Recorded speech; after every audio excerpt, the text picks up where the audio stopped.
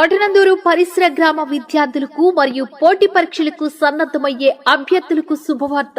నూతనంగా ప్రారంభించిన మన మదర్ కోచింగ్ సెంటర్ లో జాయిన్ అవ్వండి. మీ భవిష్యత్తుకు బంగారు బాటలు వేసుకోండి. జనవరి 7వ తారీఖున డిఎస్సి వ్రాయు అభ్యర్థుల కొరకు మన మదర్ కోచింగ్ సెంటర్ నందు ఫ్రీ డెమో క్లాసులు నిర్వహించబడును. తెలివైన వారి నిర్ణయం మన మదర్ కోచింగ్ సెంటర్ ఎంపిక. మా ఫోన్ నెంబర్ 7816007454.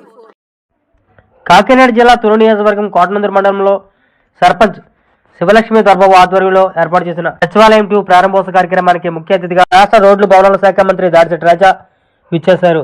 అనంతరం మండలాధ్యక్షులు ఏర్పాటు చేసిన వైఎస్ఆర్ పెన్షన్ పంపిణీ కార్యక్రమానికి దాడిశెట్టి రాజా విచ్చేశారు. ఈ కార్యక్రమంలో ఆయన మాట్లాడుతూ సంక్షేమ పథకాలు అందరికీ అందుతున్నాయని, పార్టీ అత్యుత్తమంగా పనిచేస్తున్నామని, కొత్తగా వచ్చి ఇప్పుడు ఎవరో చేసేది ఏమీ లేదని, మరిన్ని సంక్షేమ పథకాలు ఎన్నో అమలు చేశారని, ఎలక్షన్ లో సీఎం జగన్ గారిని గెలిపించుకుంటే మరింత మేలు జరిగే విధంగా చేస్తారని, ఈ కార్యక్రమంలో మార్కెట్ యార్డ్ చైర్మన్ మాకినేని బాబు, లోవ దేవస్థానం చైర్మన్ గొర్రె అచ్చెన్నాయుడు, కోఆపరేటివ్ బ్యాంక్ చైర్మన్ గొర్రె రామచంద్రరావు, మాజీ లోవ దేవస్థానం chairman Lalam Babji, market yard vice chairman Velaga Venkatakrishnaji, vice MPP Koripolu Ramanammakrishna, మండల కన్వీనర్ చింతగల చిన్నబాబు, జిల్లా వ్యవసాయ సలహా మండలి చైర్మన్ లంక ప్రసాద్, మండల వ్యవసాయ సలహా మండలి చైర్మన్ సుర్లరాజు, గ్రామ సర్పంచ్ శివలక్ష్మి దొరబాబు పాల్గొన్నారు.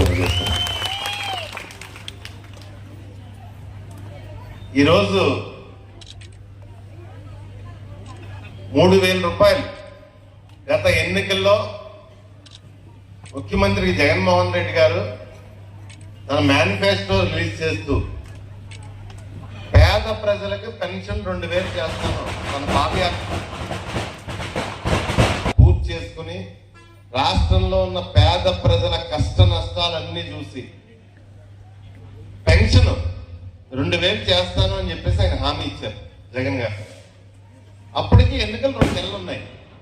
2 నెలల ఎన్నికలు అనగా జగన్ గారు హామీ ఇస్తే అప్పుడు ఏదో గుర్తొచ్చినట్టు చంద్రబాబు నాయుడు 2 నెలలుగానే 2,000 చేశాడు.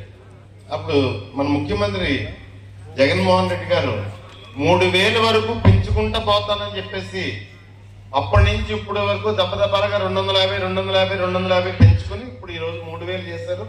అదొక పండగ కింద మనందరం చేసుకుంటున్నాం. గతంలో పెన్షన్ తీసుకునేవారు తెలుగుదేశం టైంలో ఎలా ఇచ్చేవారు? ఎన్టీఆర్ బొమ్మను 500 నొక్కేసేవారు, లేదంటే 3 నెలలు నొక్కేసేవారు, 3 నెలలు డబ్బు నొక్కేసేవారు. వేలు ముద్దలు పడలేదు, ఇవి పడలేదు, అవి పడలేదు.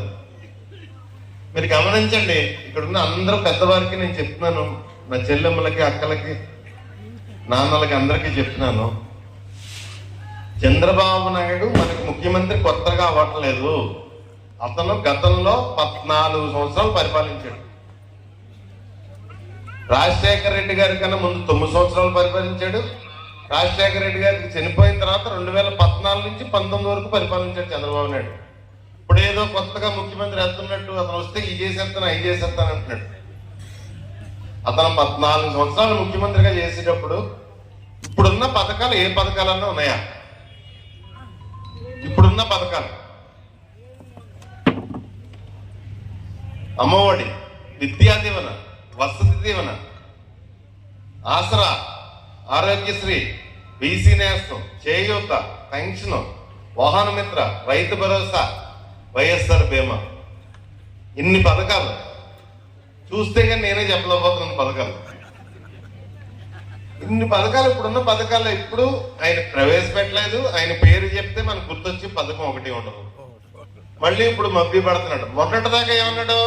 2019 మన గవర్నమెంట్ వచ్చిన తర్వాత ఈ పథకాలన్నీ జగనన్న ప్రవేశపెడితే రాష్ట్రం శ్రీలంక అయిపోతుందని ఒకడు, సోమాలియా అయిపోతుందని ఒకడు, రాష్ట్రం దివాలా తీసేస్తుందని ఒకడు, రకరకాల మాటలు మాట్లాడారు. మళ్ళీ ఇప్పుడు ఎలక్షన్ వచ్చేసరికి ఏమంటున్నాడు? జగన్ కన్నా ఎక్కువ చేస్తానంటున్నాడు.